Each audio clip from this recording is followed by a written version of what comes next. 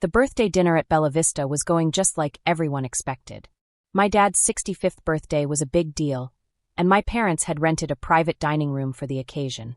There were 25 guests, a few friends from work, some distant relatives, and neighbors my parents barely remembered inviting. Everything was arranged carefully, with shiny silverware, sparkling glasses, soft music in the background, and warm lighting that made the room look cozy and important at the same time.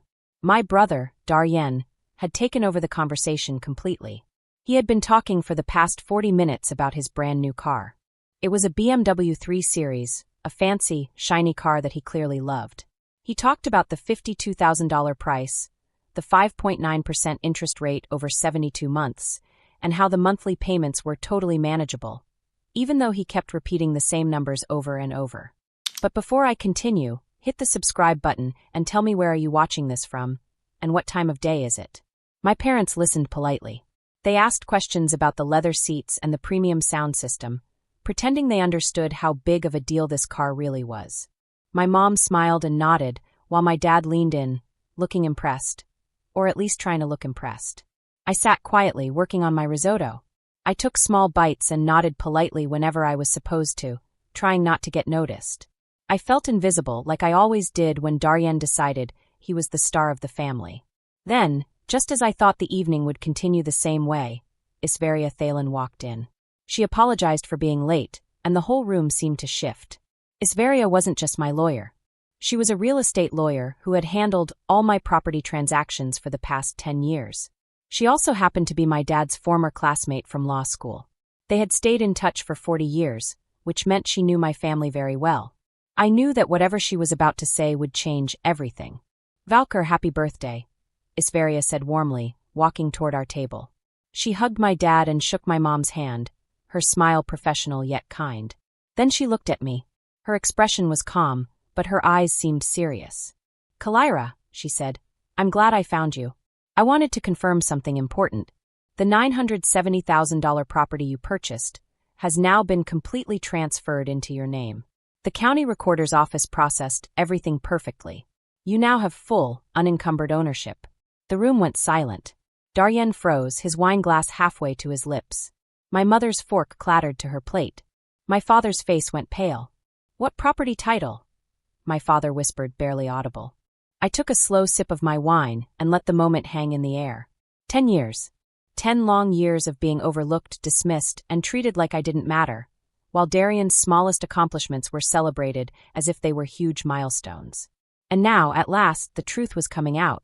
"The property on Woodland Terrace," Isveria said pleasantly, checking her phone. "The estate Kalira purchased a decade ago. It was originally in a trust, but now it's fully in her name. Clean title, no liens, fully paid off." Daryen was the first to speak.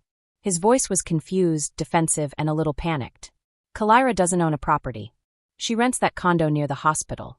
I rented that condo for 18 months during my surgical residency," I corrected calmly. "Then I bought the house on Woodland Terrace 10 years ago." The birthday cake sat untouched in the center of the table. 65 candles waited to be lit. My dad looked stunned. My mother's hand flew to her chest.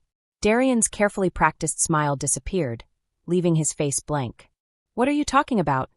my father asked, his voice low and shaky.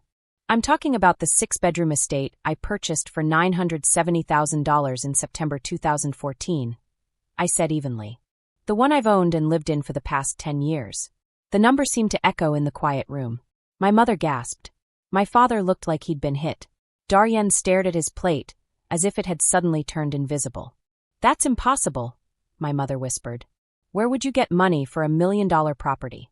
"From working," I said simply. "I'm a cardiothoracic surgeon at Metropolitan Medical Center. I've been on staff for 8 years. I make $485,000 a year before bonuses and consulting fees." Isveria nodded. "Kalira is modest," she said. "With her surgical bonuses and consulting work, her income is closer to $620,000 a year. She's one of the most sought-after cardiac surgeons in the state." "$600,000 a year?" my dad repeated slowly, like he was trying to translate it into words he could understand. "Yes, last year specifically," I said. "It changes depending on how many surgeries I perform and the consulting projects I take on." The silence that followed was heavy and thick. My mother looked like she might faint. My dad stared at me as if I were a stranger. Darien seemed somewhere between shocked and humiliated. You never told us you bought a house, my mother finally asked, her voice trembling. I did tell you, I replied quietly. Multiple times. You didn't listen. Isveria's expression shifted. Wait, you didn't know about Kalira's property? I assumed you had visited, I said. The housewarming party was lovely. What housewarming party? My father demanded. October 2014, Isveria explained. It was beautiful. About 60 guests, friends, colleagues, other surgeons. I assumed the family would be there. We were never invited, my mother said sharply. I sent invitations, I said quietly. Engraved cards in the mail. You never responded. I assumed you weren't interested. My father gripped the edge of the table, white-knuckled. You're saying you've owned $1 million property for 10 years, and we didn't know. You didn't know because you didn't pay attention, I said calmly. There's a difference. Isveria checked her phone again. Kalira, while I have you decided about the Medical Plaza investment? The property on Riverside Boulevard? Your partners are eager to move forward. Medical Plaza? Darien asked, his voice almost breaking. I, along with 4 other surgeons, am purchasing a medical office building, Isveria said. 3 floors, 22 exam rooms, state-of-the-art surgical suites. Kalira's share of the investment is $340,000. You have $340,000 to invest? My mother whispered. I paid off my primary residence 7 years ago, I said. I've been building capital since then. The Medical Plaza is a solid investment. We will rent space to other physicians and generate steady income. My father's voice became rough. You paid off a $970,000 mortgage in 3 years? Yes, I said. I made aggressive payments, directing every surgical bonus and consulting fee toward the principal. Finished 27 years ahead of schedule. Isveria smiled. Kalira's financial discipline is exceptional. That kind of commitment is rare, even among high earners.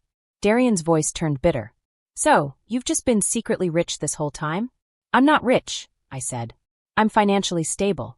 There's a difference. And I wasn't keeping secrets. I was living my life. You all assumed that because I wasn't broadcasting my achievements, I had nothing worth celebrating. What achievements? My mother asked faintly. I paused for a moment, thinking of all the times I had tried to share milestones that were dismissed or ignored. Then I said, I'm the chief of cardiothoracic surgery at Metropolitan Medical Center.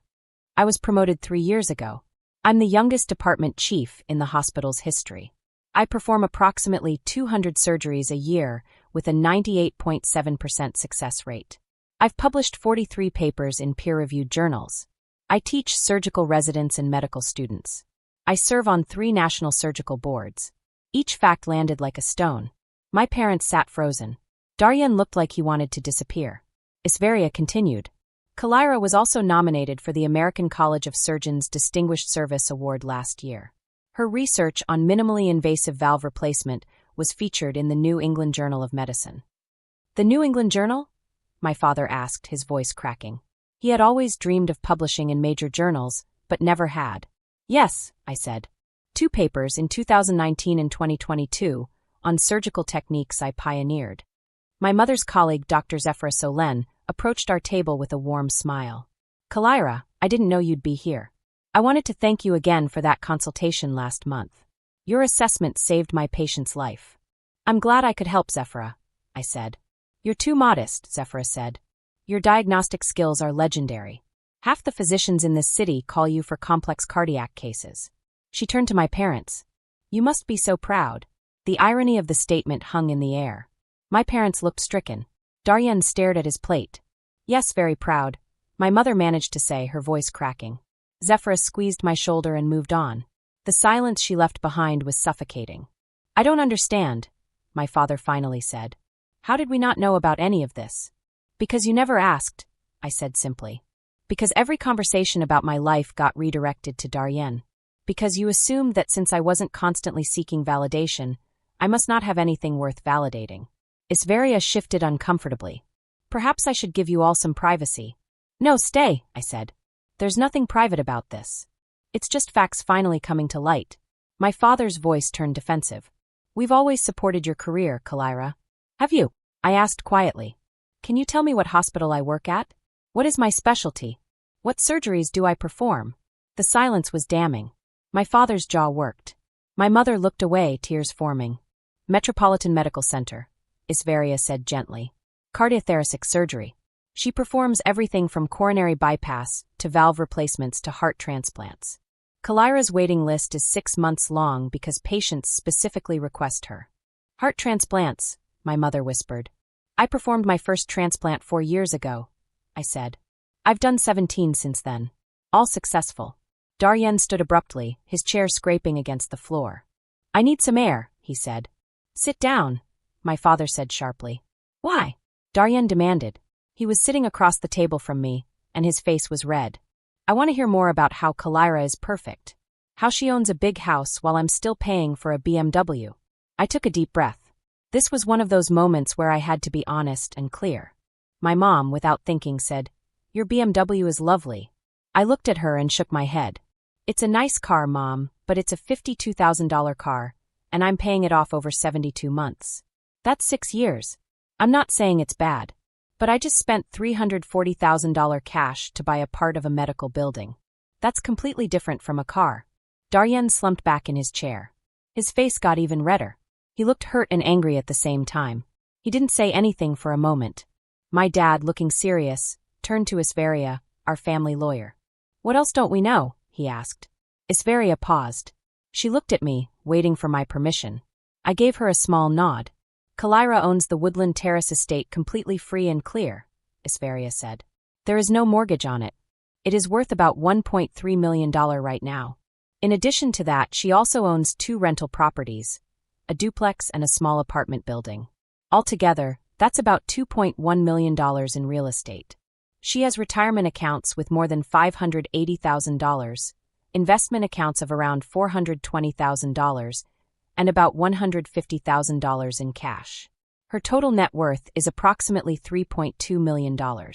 Everyone at the table went silent. The number seemed to suck all the air out of the room. My mother actually gasped. Daryen's face went from red to pale. My father looked like he might faint. $3 million, my father repeated slowly, almost mechanically. 3.2 million, I corrected him. It can be more or less depending on the market.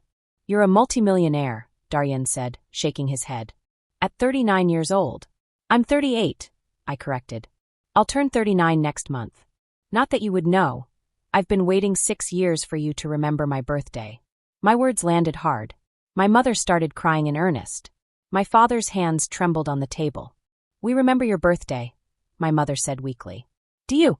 I asked. Last year you sent a card 2 weeks late. And it had Daryen's girlfriend's name on it, because you grabbed the wrong envelope. The year before, you forgot entirely until I called to thank you for the gift that never came. The specificity of my memories seemed to break something in my mother. Her sobs grew louder. Isveria stood up. I really should go, she said. Kalira, I'll email you the final documents tomorrow. Thank you for everything. She squeezed my hand, gave my parents a serious look, and left the room. The absence of her calm, professional presence made the tension in the room even heavier. My father tried to speak, his voice rough with emotion. What do you want from us, Kalira? Nothing, I said, and realized it was true. I wanted you to be proud of me. I wanted you to notice my achievements. I wanted you to treat me like I mattered as much as Daryen. But I stopped wanting those things about 5 years ago. We do treat you like you matter, my mother insisted. Do you? I asked. Tonight, you spent 40 minutes listening to Daryen describe his car payment. You didn't know I owned a $1.3 million estate. You didn't know I was the head of a hospital department. You didn't know I had published in the New England Journal of Medicine. You didn't know I perform heart transplants. What exactly about that suggests I matter to you? The silence was absolute. Several other guests at nearby tables had stopped pretending not to listen. Everyone was watching. We love you, my father said, sounding desperate. You love the idea of me, I corrected him. The daughter you think is struggling, unremarkable, less impressive than Daryen. She doesn't exist. And I'm tired of being treated like she does. I stood up and started collecting my purse. Kalira, please don't leave. It's my birthday, my father called. Then celebrate it, I said. With Daryen and his car payment. With the family members who actually pay attention to you. But I'm done pretending this is okay. What's not okay? My mother asked through her tears. All of it, I said. 10 years of invisibility. 10 years of achievements you ignored. 10 years of building a life you knew nothing about, because you were too focused on Daryen to notice I existed. That's not fair. That's not fair, Daryen protested. What's not fair, I said, is having parents who celebrated your car lease like it was winning the lottery but didn't know I was saving lives in the operating room. What's not fair is being a department chief at a major hospital and having your family think you're a failure. We never thought you were a failure, my father said. You just thought I was less successful than Daryen, less worthy of attention, less important. And you were catastrophically wrong, I replied. I walked toward the exit. Behind me, I heard my mother call my name, but I didn't turn around. Outside, the evening air was cool and clear. My car, a Mercedes S-Class I had bought 3 years ago with cash, was waiting in the restaurant's valet area. I tipped the valet generously before sliding into the driver's seat. The drive to Woodland Terrace took 18 minutes. I pulled through the iron gates of my property, past the landscaped gardens, and parked in my 3-car garage. Inside, my house welcomed me with warm light and space. The ceilings were tall, and the rooms were bright and airy. 6 bedrooms, 5 bathrooms, a home office where I reviewed surgical cases and wrote research papers. A library filled with medical journals. A wine cellar I had spent 5 years curating. A master suite with a spa bathroom where I relaxed after 12-hour surgeries. Every room represented choices I had made and dreams I had realized, not for my parents' approval, not for recognition, just because this was what I wanted. My phone started ringing. It was my mother. I let it go to voicemail. Then my father called. I let that go too. A text from Daryen popped up. You really had to ruin Dad's birthday. I set the phone down and walked through my house room by room. The formal dining room where I had hosted dinner parties my parents never attended. The home theater where I had screened documentaries with colleagues. The guest wing that had housed visiting surgeons but never family. The anger I had expected didn't come. Instead, there was clarity. Cold, clean, undeniable clarity. I had spent 10 years trying to make them see me. 10 years of gentle mentions, subtle invitations, hopeful moments where I thought maybe this time they'd notice. But they didn't. They cared about Daryen because he was easier. His struggles were relatable. His achievements were understandable. His life fit the story they wanted to tell. A daughter who quietly built a multi-million-dollar net worth while saving lives didn't fit their story. My phone buzzed. A text from Miss Varia. You handled that with incredible grace. Proud of you. I smiled and texted back. Thank you for being there. Another buzz. Mom, please call. We need to talk about what happened tonight. I stared at the message for a long moment, then set the phone aside. Tomorrow there would be more calls, more texts, more attempts at explanations and reconciliation. More attempts to rewrite 10 years of neglect into something that didn't indict their parenting. But tonight, I stood in my paid-off estate, in my 6-bedroom sanctuary, and let myself feel the full weight of what I had accomplished. I had built a career saving lives. I had achieved financial independence. I had become department chief. I had published groundbreaking research. I had pioneered new surgical techniques. I had earned the respect of my peers and the gratitude of my patients. And I had done it all without my parents' knowledge or support, which meant I didn't need those things to succeed. I never had. Tomorrow I will return to the operating room. I would perform surgeries. I would continue building the extraordinary career and life I had created. But tonight, I simply stood in my beautiful home and let myself feel proud. Not because my parents finally knew, but because I finally believed I didn't need them to matter. I walked through my home slowly, room by room. In the dining room, I remembered hosting my first dinner party for colleagues who had come from out of town. My parents hadn't been there. In the library, I looked at the shelves filled with journals and books I had collected over the years. The knowledge in those pages had helped me save lives. My parents hadn't cared. In the home theater, I remembered screening a documentary about a medical breakthrough I had helped develop. My parents hadn't come. And it didn't matter. In the guest wing, I had rooms for visiting surgeons from other hospitals. My parents had never stayed. They had never wanted to. But I had built a place where experts could come, collaborate, and share knowledge. That mattered. In my wine cellar, I had carefully chosen bottles over 5 years, learning about each one, tasting them, and appreciating the craft behind them. My parents didn't know, but I did. In my master suite, I had created a space to relax after surgeries that could last 12 hours. A space where I could think, reflect, and plan my next steps. My parents didn't know, but I did. I walked to the window and looked out at the gardens. The moonlight reflected on the iron gates I had passed through earlier. This was my world, built with my effort, my choices, my dreams. I sat down in my living room and let myself feel proud. Not because someone else noticed, not because someone else approved, but because I had earned it.